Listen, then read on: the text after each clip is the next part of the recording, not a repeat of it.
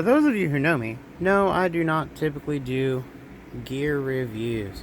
I figure there's 5 million people doing gear reviews, and what is one more? I don't feel that I have anything to offer in that department, but I was thinking about it, and I'm getting back into my training regimen, and I decided I will add storage compartment to my daily carry backpack, which means I've taken everything out of it. And I'll do a review on a knockoff item that I found for $17 that usually goes for $80 to $100. So first of all, starting with the backpack, nothing new here. Nothing new here. I did add a solid plastic. By the way, everything has been done with this stuff, which is better than Gorilla Glue as far as fabric is concerned. Like, it's damn near impossible to pull it off. This is just a solid container. That way, like, for anything you want, headphones, medications, it's right there. This is just some pouch I had lying around. Flashlight, tourniquet, if you are so inclined. It holds two 9mm double stacks. They go in there pretty good. They're not super secured, but whatever. Alright. And in this pocket, I basically cut up a fanny pack that someone had given me a while back, and it still works. Okay. I still have access to this pouch, and this is down here, and it'll lay flat, so if I need to get into it. But this has two compartments, and this one has a bunch of little compartments, and again, it's just glued on, but it's really sturdy. So, with that said, that is not the extent.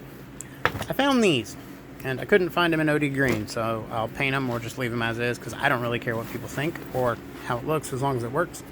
I prefer function over form. It says this is a cell phone pouch. Now, this is an M67 fragmentation grenade pouch, and anyone who's ever used one knows that is exactly what that is. It is adjustable though, it's got Velcro back here. I think I paid $17 for these. And it says this is for sunglasses. I would not put sunglasses in here just because it's on a bending area and I see them smashing unless you have a case. And if you have Oakleys or something, your sunglasses should probably be on your face or your head anyhow. But it has this and this. That's literally all the storage it has, but it comes with two. And I don't know if I did it right. I did it how I wanted. This thing here snaps off and snaps on. It attaches here. It has one MOLLE attachment point, because if it had had two, I'd have put it here on the sides, but it only has one, so I'm looking at gluing it or Velcroing it here, which I don't like doing that. And then it attaches up here. These are your typical freaking snap closures. They're actually pretty sturdy. They're about as sturdy as the ones that came on the backpack, and this backpack is hella tough, like holy shit.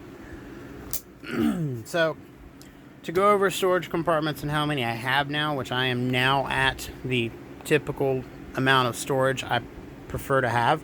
1, 2, 3, 4. This pocket, which is for CamelBak leaders or bladders. I don't know why my brain farted. So that's 5.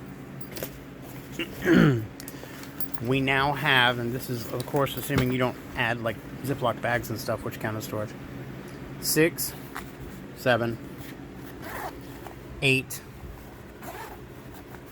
9, 10, 11, 12, 13, 14, 15 storage compartments. I am by no means a tactical person. I know what works for me and what I like, and these are because of my Asperger's. They help me a little with my stimming. So, and plus it's a little not so tactical to have freaking clacks on there. And it's my patch from overseas and my company's logo or motto. Yay! Anyway, okay, so I am not any sort of tactical monkey or Geardo or anything like that, but I did find this. It's called a Falcon something tactical blade. Now, anyone who's seen the other version of this, I think it's a Benchmade SOCP, which stands for Special Operations Combatives Program, which is it would be their version of the Marine Corps' MCMAP, essentially. I like SOCP, not necessarily the dagger, but I do like their martial arts program. Well, this was $17. I wore it in my boots yesterday and had no problems. Now, again, it is a knockoff of the SOCP. Now, I put another edge on the side because I like double-edged blades, but it's a decent little back-off toy.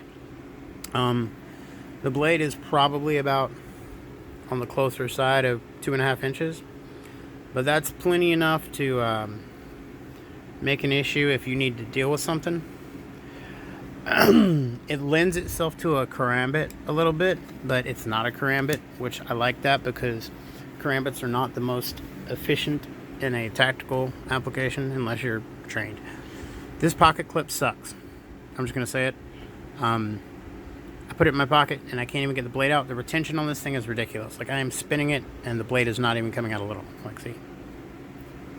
You physically have to really push this guy to get it to come out. Like, even this. But for $17, you kind of get what you pay for. I took the rope that came with it because I think neck knives are a horrible idea. It's one more concealed tool you have to work with, and I already conceal my full-size Beretta. I don't want to have to fight or train myself again to remove a garment to get to my backup weapon. I have this, which is my K-bar. It's a folder. No, it does not deploy quickly by any means. I mean, you can, of course, but that said, worst case scenario, it's a good roll of nickels, and it's got this little persuader. I use that term. It's a glass breaker on the end. I keep this in my boot. That way, God forbid I need it. But this creates enough friction against my sock and the side of the boot to where I can just pull the knife out. And it does. It feels good in the hand. Again, for freaking, for under $20 for a knockoff of $100 knife, which honestly isn't worth $100 when you're only using it for a backup. I think it's a waste of money. And I love Benchmade, I love Microtech, and I love Tops. I've had their knives.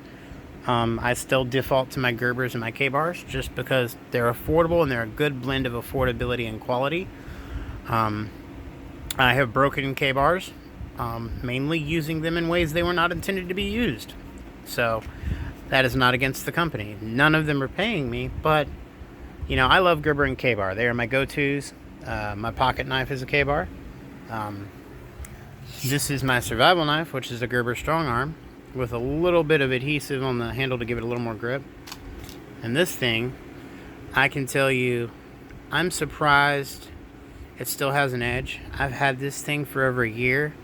I have split wood with it. I have, well, not split, I tapped, you know what I mean.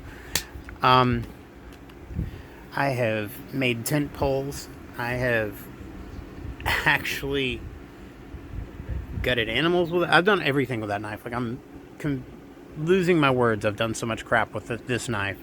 And I got it at a pawn shop for, I don't know, $75, I think.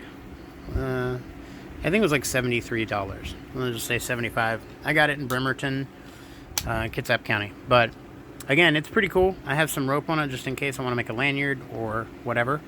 I don't usually put lanyards on knives, but that's just me. I like, this is, so you can put it on your MOLLE gear, which I don't usually wear it on my armor. That's why I have that. This will attach to your belt, and this will attach it to your MOLLE. So you can literally just hang it off your backpack or something. I think it's pretty cool, pretty innovative. I mean, it's no LMF2, but then again, it's not designed to replace that sort of knife. That said, that's my gear review, so to speak. I don't know. I'm a pocket junkie. That's my thing. If there's anything that I could be called, is I'm a pocket whore. I love pockets and everything. I like pants with a million pockets. I like to be able to store my crap in a nice and organized way because I have OCD, and it is what it is. That said, it was good doing this for you guys, and I am gonna play some Skyrim. So take it easy, y'all. Shameless plug for my Xbox profile, which apparently I'm not connected right now. Which, oh wait, there I am. Yay. So, yeah, have a good day. God's bless. Be safe, people.